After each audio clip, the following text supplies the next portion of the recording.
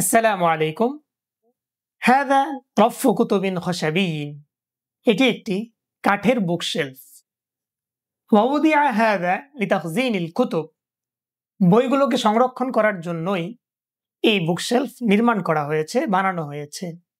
وهنا موجود كثير من الكتب من ألوان شتى مثل التفاسير والفقه والسنن والآثار وغير ذلك।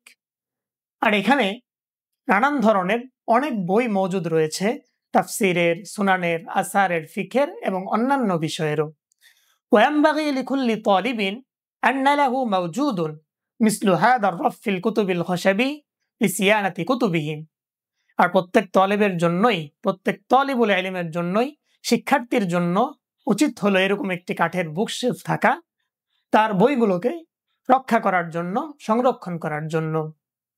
Arabic spoken শিখতে, basic to অ্যাডভান্সে আপনার স্কিলকে develop করতে তাফহিমুল লিসানিল কোরআন একাডেমির অ্যারাবিক কোর্সে আজই যুক্ত হয়ে যান।